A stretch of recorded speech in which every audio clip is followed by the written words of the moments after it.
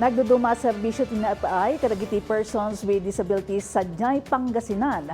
Bayat apang rugyan bat a negosyo ti naipaay kadagiti masaknan, idiay Ilocos Sur, baban iti Dole. Dagitaken dumapay a damag iti Ilocos Region iti report ni TAUP TV intern Cyndie Briones. Kas panangagpakita ti suporta ken tulong ti Department of Health Region 1 ken Pangasinan Provincial Disability Affairs Office kadagiti persons with disabilities 150 a customized wheelchairs ti naipaay kadagiti PWDs Manipod, Santa Barbara, Kalasyaw, Mangaldan ken Lawak, Pangasinan. Malaksid iti dayta nangiwaras dapay iti hearing aid walkers sa rukod, libre apostesis ken dadumapay a serbisyo ti gobyerno. Kabayatan na, isaksakad itan ti provincial government ti Pangasinan dagiti programa a makipaay iti libre nga access iti psychologist ken psychiatrist para kadagiti PWDs.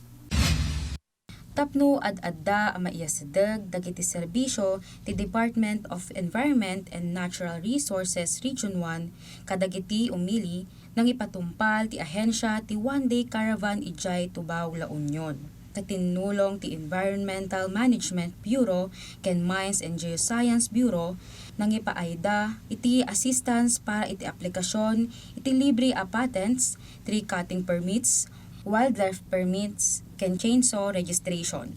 In lawlawag ti DANR at ti caravan ket addang para iti agtultuloy a decentralization ti environmental service ken nakapatibker ti panagtungpal dagiti umili kadagiti permits ken paglintagan iti aglawlaw, daga ken kabambantayan.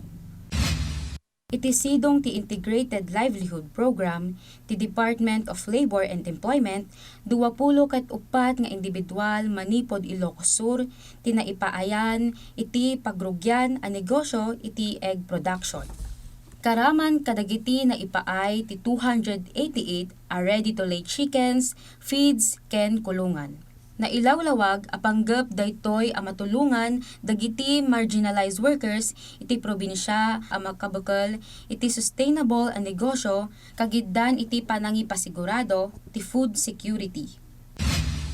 Ipaspasigurado ti National Food Security iti publiko ti umdas a supply ti bagas ken pagay para iti agtultuloy apan nakailako ti benteng bigas iti Ilocos Norte.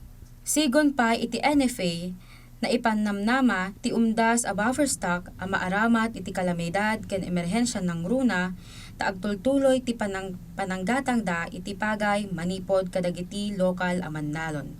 Iti agdama gatgatangan ti NFA dagiti nagango a pagay dagiti mannalon iti 26 pesos per kilo.